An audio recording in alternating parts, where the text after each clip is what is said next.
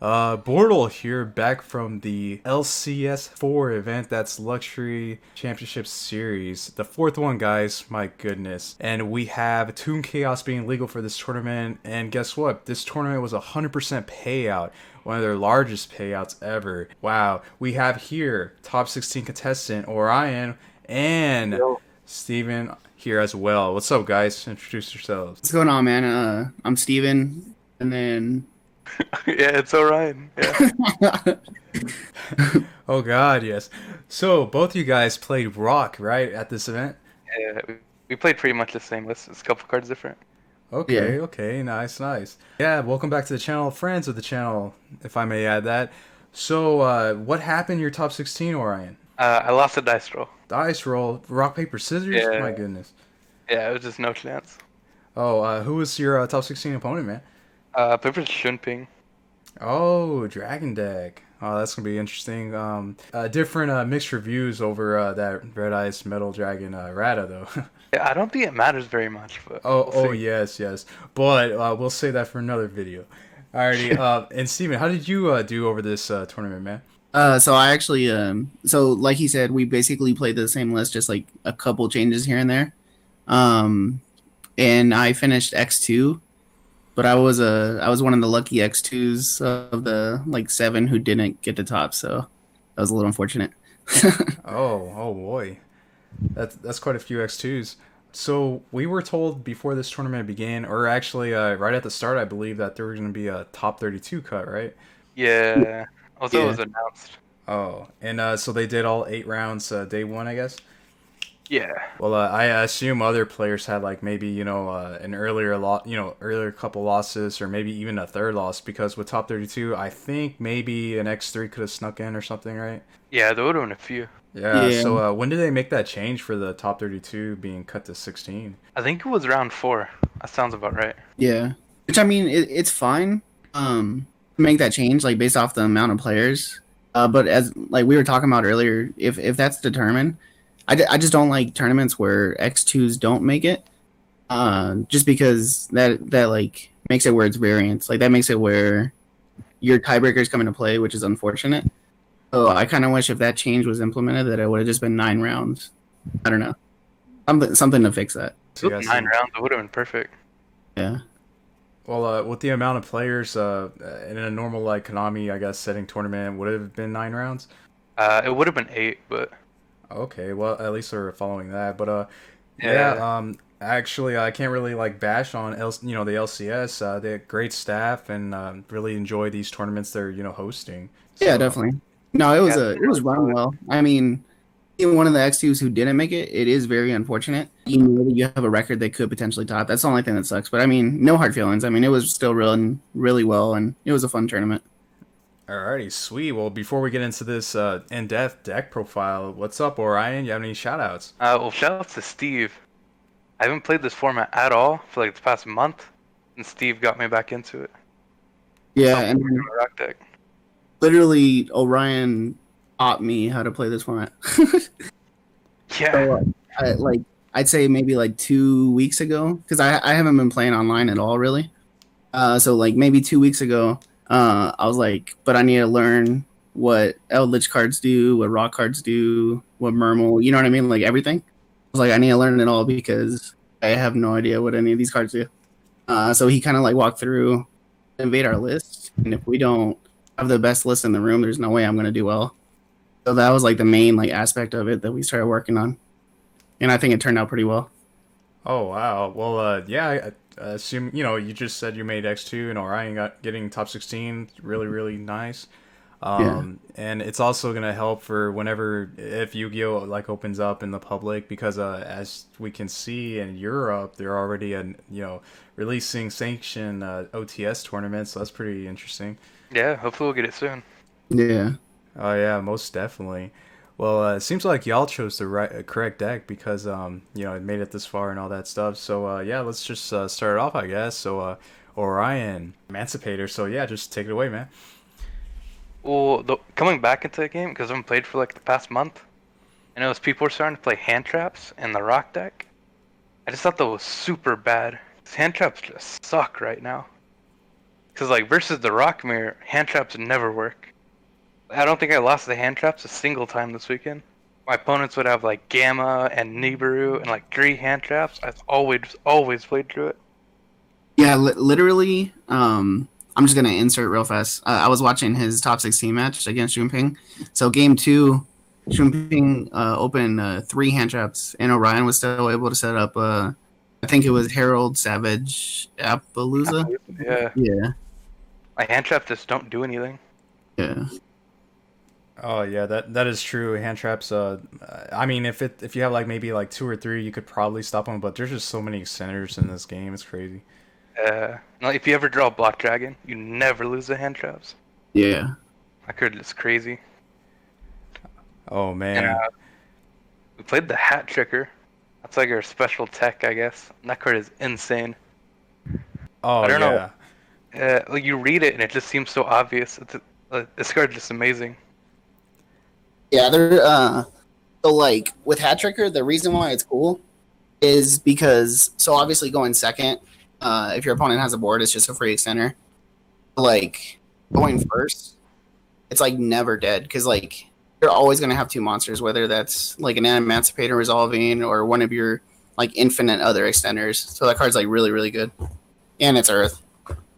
And it's not once per turn, which is really Yeah. big. Oh geez, you can throw 3 clowns out there at once. My goodness. Yeah, I did that this weekend. Just like to go in order, but pretty much everyone knows by now. You have to max out on the best ones, right? Triple analyzer, triple researcher, triple seekers, and some people were actually playing like about 1 or 2 block dragons, but you opted to use all 3. So you like that ratio? Yeah, I've always played 3 block dragon. It's just like every time you draw it, you always win the game. You just can't lose if you have it in hand. Four with Foolish. Yeah, basically 4. Oh, nice. So yes, let's take note of that. We have 4 block dragons in the deck. God, yes. And that pink drop side, it's an earth. It's pretty nice. Going second, obviously. Yeah, Uh, originally I was siding the Pankratops instead of the Dragon Buster, but I wanted to fit the Dragon Buster in, so I just put the Pankratops in the main deck. Because it's the only card that's good. It's just good versus every deck. There's no deck Pankratops is bad against. Hey man, those are facts, and you're maxing out on Doki Doki and Guardian. Guardian by itself is very, very threatening because you can, take out the Nibiru threats out there. Yeah, that card's amazing. Just so good to excavate. And this block dragon, this gate blocker, this card's pretty nice. Yeah, that card is amazing. Like if you excavate it, it just stops Impermanence, Veiler, Mourner, and also like stopping Mystic Mine is really good. Oh, definitely. And versus the Sky Striker deck, they just can't win. Like it stops every part of their deck by itself. And then we have through these Petting Sessor. I'm not sure. I'm pretty sure I butchered that name, that Medulci thing. Yeah, I have no clue how you pronounce it. So this is actually the only change in the main deck between his and mine was he played a 3 Medolce, and then I played 2 with 1 Monster Reborn. Oh, nice. Oh, yeah, yeah. I guess a quick overview right there. We don't see Monster Reborn here. Is there a reason why you didn't play Monster Reborn, Orion? Because that's a pretty decent extender. Yeah, I just don't like it very much. It's like I feel like most of the time I'm just summoning a random monster, and the monster just another body. It's just not doing much. Like I'd rather just draw a Medolce, just summon the Medolce. Oh, so you're not trying to steal their, I don't know, Bortle Sword or something? No, we always go first. Hey, there you go. Well, except for your top 16 match, my goodness. Yeah. And round 1, I was a 1 round in Swiss I lost. Wow. And you already explained the Hat Tricker. It's a crazy extender, and not once per turn. You can actually summon all 3, which I think you said you did. And this little piglet-looking thing, Dynathrium. Yeah, that card's nice. Just Yeah. a lot of decks right now just don't play level 4 monsters, so there's no restriction on it basically. Just free summon. Yeah, this deck's insane. And you have the triple at Hera's. Pretty good card. Yeah, that card's super nice. And then lastly, for your monsters, we have the 1 copy of Gigantus and the O-Lion. Yeah, pretty standard. It's good cards. Alrighty, so 35 monster count. Man, this is like crazy monster match right here. Really nice. Yeah, it's perfect. 35 and 5. And the next card I really want to talk about is the first card in your spell lineup right here, Pot of Desires at 3. Man, there's so many debates Yeah. on why is Desires in a rock deck. You know, it's kind of like all combo based, but yo, all right, we want to hear it from you guys. Why are you guys playing Pot of Desires? This card's insane. Just That's draw like, two cards. yeah, like literally that's the only. So there's absolutely no downside. Um, so say you banish Lion, that's fine. You just special summon one of the level 2 Adamancipators off of Hulk of Fibrax. And then really I think the only thing that kind of sucks to banish is Gigantus, but even then, like, you're still able to just combo like crazy. So yeah, that card's insane. Yeah, there's just nothing bad to banish. Like you play everything important at tree. There you go, guys. There you go, world. There's nothing important to banish. You know, so you got to play those Desires, man. Insane. Yeah, that card's insane. It's just perfect. Man. And then obviously Upstart to make this an efficient 39 card deck. Crazy. Yeah, And the fourth copy of Block Dragon. My goodness. yeah, basically. Like, there's nothing else you really ever want to send. You had mentioned that Monster Reborn was was it your only change for this deck? Yeah. So Monster Reborn instead of the third Madolche. And my rationale for one, Madolche is a once per turn. And then for two, Monster Reborn is cool just because if they hand trap something, you could always like summon it back, like say it's like a Veiler or Ash or something. And then you can just go health plays from there. And then it's just like generically good. But I could definitely see Warranty and playing Madolche over it just because it is an Earth and it's a level 4. It'll like just keep extending. So I think either way it's good. Alrighty, very nice. Overall, pretty clean, solid main deck. I love the explanation why hand traps are boozy, you know, and that's that's up. That's nice. But this extra deck looks pretty standard overall, I would say. But was there anything you would have changed in this extra deck? Nah, it's super standard. There's really nothing. It's nothing you can really change in it. We had one difference in our extra deck as well. He played Dragite, and I played Access Code Talker. They're kind of essentially the same card. I just I don't know. I enjoyed Access Code because obviously in combo a lot of times I'll finish IP. So then IP will go Unicorn on their turn. So then you just need Unicorn and one monster to make Access Code on your turn. So like really good just for going for game. Dragite's insane too, just because it's like non-targeting removal, which is really, really good. Wow, Yeah, I totally respect Orion playing Drageye because that's the boss monster of the deck. My goodness. Yeah. Yeah, that card's so good. So you didn't miss Access Code Talker at all, Orion? Nah, it never came up for me, but it came up a lot in testing. But Dragite just came up more for me, so it was a tough choice though. I love them both a lot. Alrighty, nice. And as far as the side deck goes, you already explained that you wanted to play Dragon Buster, but just not in the main deck, you know, because certain decks it's not the greatest, although it is pretty good against everything, I think. Yeah, Dragon Buster's super good right now, because everyone cut the Dark Rulers for hand traps.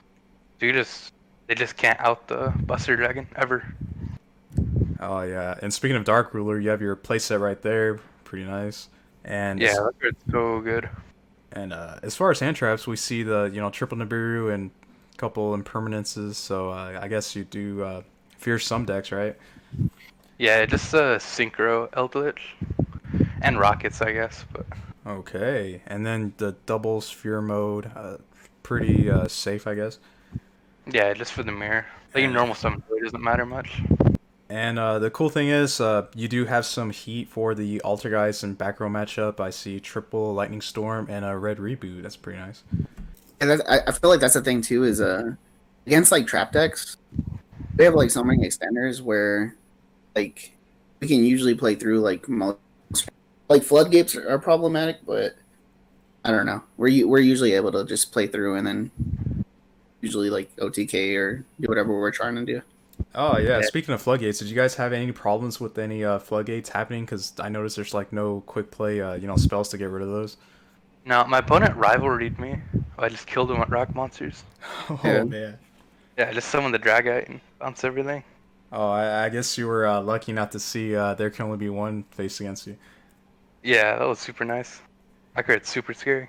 But like, so if they have a floodgate, The thing about like the difference between like a quick play and lightning storm isn't that much like when it comes to floodgates, because if they have a floodgate, then lightning storm answers all of them.